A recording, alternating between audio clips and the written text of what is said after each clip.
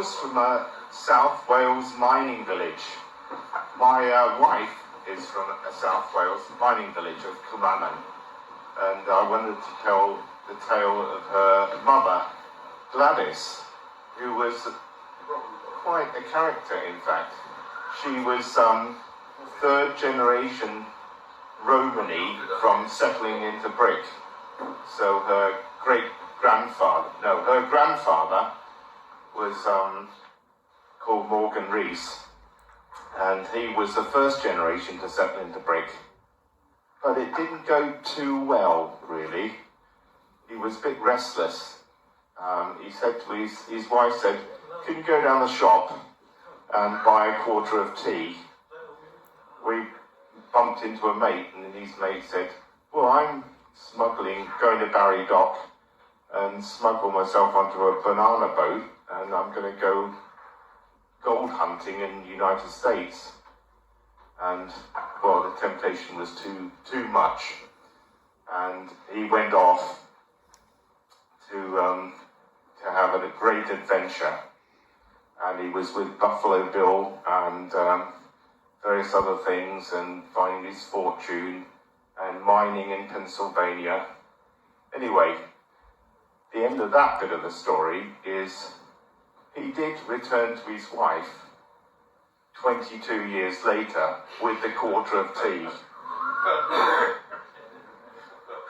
But presumably he'd sent money in the 22 years. But anyway, Gwladys, his granddaughter, was a real character. She developed a reputation for arm wrestling and beat many miners, which is pretty amazing for a woman. I think she was pretty quick, caught them unawares. She was also really good at rifle shooting, apparently.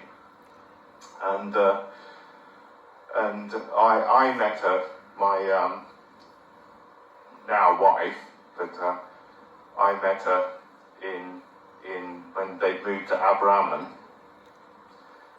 But a few years earlier, she worked for the coal board in the payroll office, and she got a name.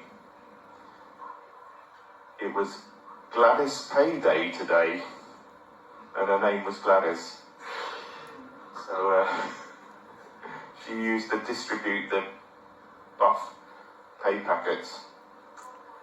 And the next thing on the list is... Fortune telling. Fortune telling, yes. Because she's from Romany stock. That was fortune telling. Yeah, thank you, Steve. Thank you. She's Romany stock. It was passed down through the generations. And she did have an operation. We drove up from Portsmouth to Cardiff, to the hospital. And we walked into the ward, and we were a bit concerned because her bed was surrounded by doctors and nurses, loads of staff. We thought, oh, it's bad. This is bad news.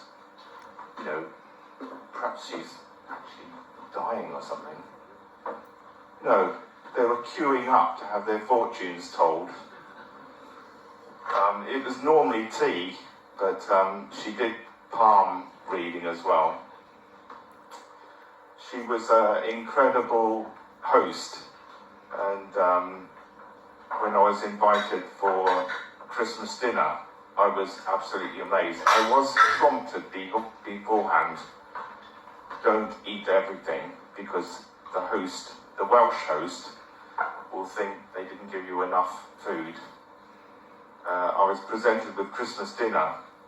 It was on 2 plates, one for the meat and one for the vegetables, boiled to death, of course, but with loads of Welsh gravy. On that particular day, I went to the British Legion with my father-in-law, Ray, and I was at the bar buying a round, and a friendly chap said to me, "Oh, so what are you doing here?" I said, "Oh, I'm visiting actually it was my girlfriend at the time, my girlfriend's parents He said, I married a girl from round here. She's nagging me to death. Anyway, she did have her flaws. And one of her flaws was she really avoided bad news. And on a later trip, I visited a relative called Auntie Eunice, and about 10 minutes into the meeting, she couldn't help herself, and she said, so where's Julian then? Because they hadn't broke the news that my girlfriend, Trudy, had split up with her previous boyfriend, who was a solicitor. And obviously, I was a bit of a step down from the solicitor and partner of a law firm. And in fact, the story goes that when Gladys's father died, she was overheard to say to passing acquaintances, they'd say, so Gwladys, how's your father? Oh, he's doing okay. Yeah, he's doing okay. He had been dead for 4 months.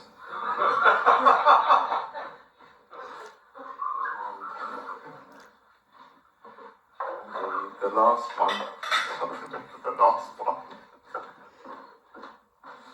The only thing I've got on the list, Mike, is Black and Decker. The Black and Decker, yes. When she was proposed to by Ray, her husband, to be, she said, I'd rather have a Black and Decker drill than an engagement ring. But Ray, being pragmatic, bought her both. And as I can't remember the punchline, that's the end of it. Thanks, everyone.